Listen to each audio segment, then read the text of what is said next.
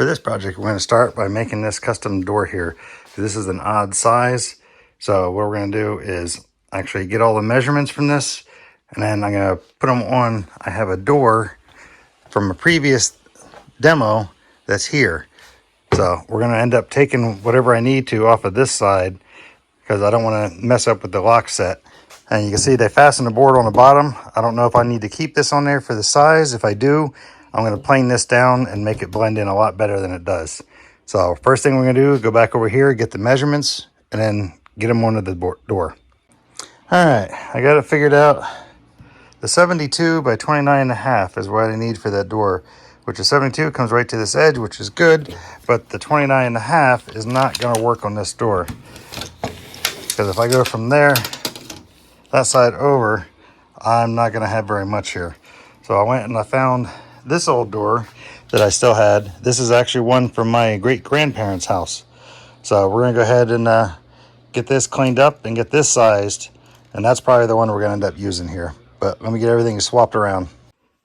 All right, first problem we found is this door must have been in a very odd shaped opening. So to get this square again, I need to trim this off. So what we're going to do is get the hand planer, and we're going to get that taken care of. Figured I'd specify, because when I say hand planer, I don't mean, doing it by hand. I mean using this style hand planer.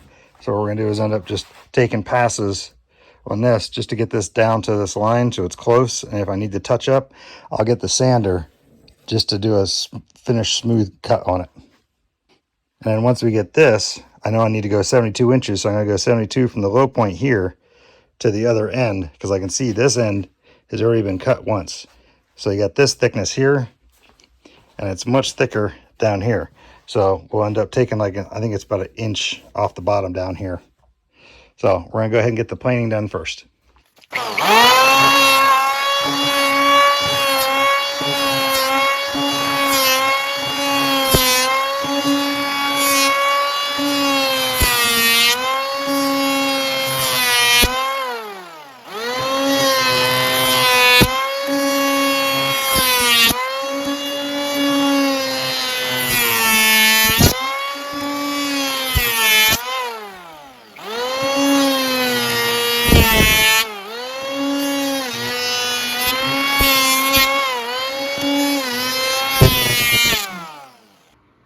Okay, you can see I'm right along my line now.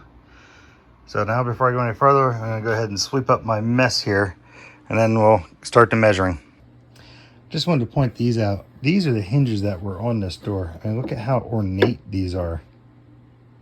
You don't find them like that anymore. So I don't know if I'm going to reuse these. I might see about it or not.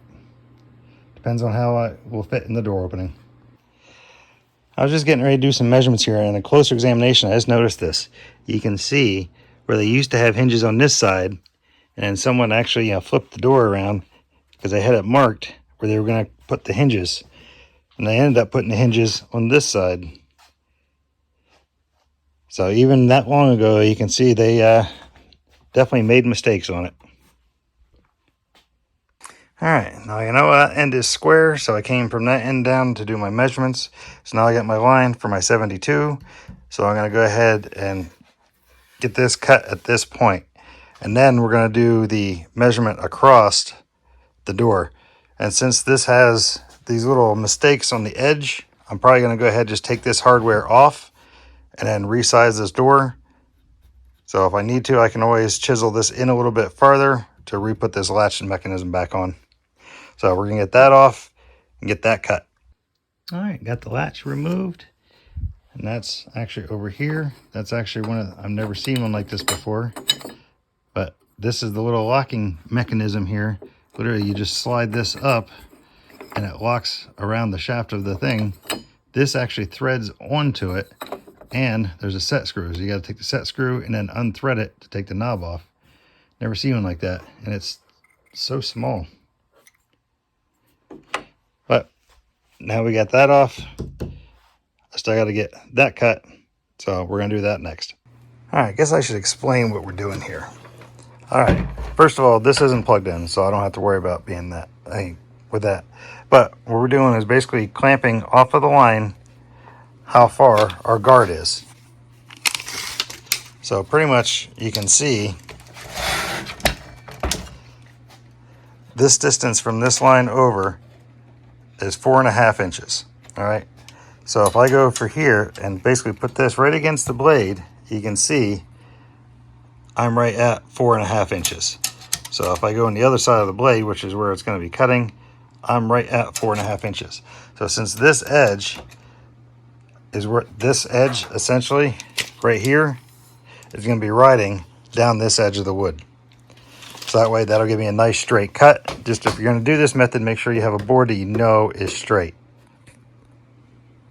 Okay, and after you make sure you have it out in spot, make sure your board is clamped down good. Make sure your clamps are back far enough too, so the part where your motor hangs over, you won't be getting hung up on them. So now we're going to go ahead and cut this.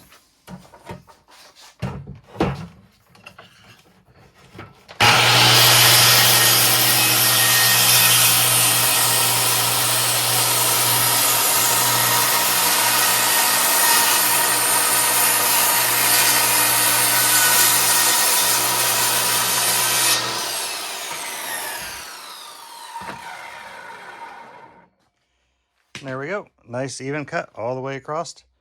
And there's the piece that we took off. You can see that works great. And you don't have to buy an expensive track saw to do that. All right, now we got that done. Now we're going to actually measure in and try to make an even distance all the way up the door for my measurement, which I believe was 29.5, but I need to go verify and measure it again. All right, to make it easier, what I did is I went through and I found center of the door. So this piece is 4 inches wide, so that's why I have the line with the C's done to denote center. This is 4 1/4 wide, this is 4 1/4 wide. So now I can come off a center and figure out how far I need to go to each side. And then I can actually use this all the way up the door. So that way I know at that end I can mark it too, and then basically snap lines down the sides and I know where I need to cut. All right, I got it figured out. So right here is where we're going to be going. All right, so instead of trying to look at and make sure I get the same mark every time, what it is just got a piece of masking tape put on there so I know exactly where I need to go. And I'm going to line that up with center of the door, and then I'll be able to just grab my line on here. So we're going to get that marked. I already got it marked on this side and this side. It's the inside ones here. And now I'll just got to go down to that. I'll probably do one in the middle and then one at the end to make sure everything lines up right. But now I'll do the middle and do the same thing on each side, and then do the end and make sure everything looks nice and square. So I'm going to go ahead and put these marks on, and then I'll be back. All right, one thing I didn't specify was when I'm doing these lines like this here, so essentially, we're lining that up out there, and we're coming across here. This isn't making sure I'm square all the way down the door. This is giving my point to come across. So that way you can see I put these other little line across. So that is where I want to go my line off of that point. Basically X marks the spot on these. So you can see I did that on all these, but that's where I'm going off of for my points. So that way I can run a chalk line through those to make sure I'm straight. So now we're going to go ahead and get the chalk line out. All right, now you can see what I was talking about, because you can see my X there and then my one down here, and those are dead on. The one here in the middle was a hair off. So now I need to go back and make sure I'm going to be square side to side. So I need to check all that before I continue. All right, I couldn't find a good way to make sure I was square all the way down here. So believe it or not, I actually found a piece of cut off drywall, and I laid this against the floor, and it was pretty much perfect. So I'm using that as a straight edge, you can see, and I just got my pencil and went through and marked it. So now I should have a good line all the way down, and I can see, yes, I was a little off on my mark here. So, but we're going to go with that. That looks pretty good, because if need be, I can always take more away, but I can't add to it. So we're going to go ahead and get the other side done up also. All right, so come to find out that this door is not square on the sides. So what I'm going to end up having to do is I'm going to have to pretty much use the hand planer, get one side level before I can even put it through the table saw to get the other side.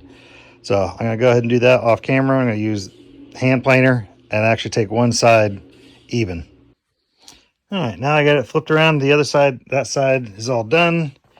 And this side's done. You can see there's a little bit still of my pencil line, but if I need to, I can always sand that down. I'm probably just going to do like a little bevel on the edge, make sure the door closes okay. But you can see how thin this is at this end and how thick it is up here at this end. I mean, this is the finger width up here, and down here it's not even close. So that's how much out of whack it is. From top to bottom, I'm almost about 1/4 of an inch difference. So we're gonna go ahead and get this plane down too. I figured instead of using the table saw, I'm just gonna plane it. It's not gonna make it any different for me, so I'll just do it that way. All right, we got this one cut now too, so this is nice and square and flush and smooth. So now, actually, I think what I'll do is do a quick test dry fit, see how it goes. All right, for a quick test fit, it looks pretty good. I am gonna have to take a little bit more off of each side because it's still a little too tight. This gap at the top won't be there. I literally just have it sitting on the floor right now. So once I raise that up about 1/2 inch, that'll be pretty close to the top. Really, it looks pretty good right now, but you can see my lines, my gap, there's a little differences. So I'm gonna have to go through and change some of that. All right, so I went ahead and got a mark because you can see my gap down at the bottom is kind of big and there's nothing at the top. So we went ahead and I got my line here. So this should get us back to where we need to be, and that should be it. All right, our second test fit actually works out really well. Yeah, this gap is a little bit off as it comes up, but if I pull the door straight against the other side like it should be, it actually, my gap is just about perfect all the way down. So we're gonna go ahead with that. But I have other plans for this afternoon, so this is it for the day. Next, we're gonna start sanding that down. All right, here we are back at the door. I went ahead and flipped it over because I want to hit this side. This is gonna be the side that's gonna be exposed out of the closet area. So I'm gonna hit this with the belt sander first, then I'll go back and touch up some more. If you don't know your doors, just to make sure, especially since like this is an old one, make sure you have some kind of a respirator or anything, just in case it is lead paint.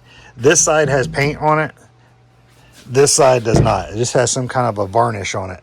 So I'm not too worried about this side. But I'm going to go ahead and sand this and then we'll be back. All right, I'll show you a little bit of what I've been doing here. I already flipped the door over and I've been working on this side. But I'll show you how I've been getting some of this paint off. This is actually a wallpaper tool, but it has a good scraper on it. So literally been scraping. Once you get a little piece, just keep working out from there.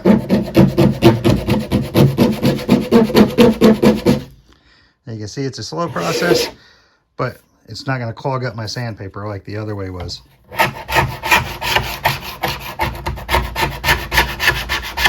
So you can see that's what I've been doing, but I'm not going to show you the whole thing because I got much more of the door to do. I did do that side and across the top, but I still got to finish the bottom and this side. All right, got all the old hinges. Actually used a wire brush and actually cleaned them all up. This is why I like the old stuff better. And look at the detail in that. I just wish this one wasn't broken, but hey, this is what we're going to use. So let me show you what I got done with the door. All right, this is the one side of the door.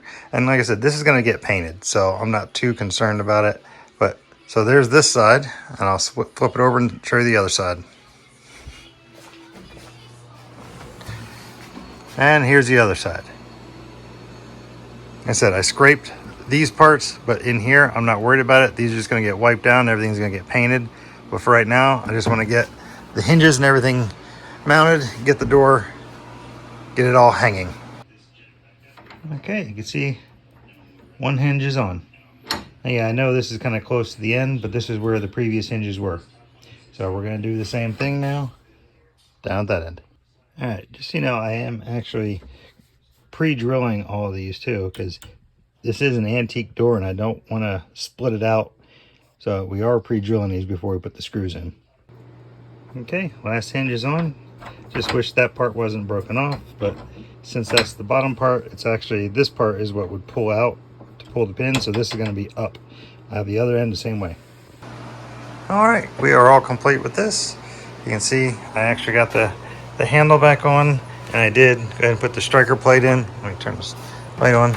So you can see we got the door all together and the original hardware back on it. Yeah, this we got painted at a later time, and we even have the new striker on, because it used to be one up here, but now there's one down here, so I'm not worried about that. Because like I said, this is just an oversized closet. But we're done with this one for now, and we're going to call that all complete. The only thing that still has to be done yet is on the inside. You can tell there is no strike. Basically the door stop isn't on here yet.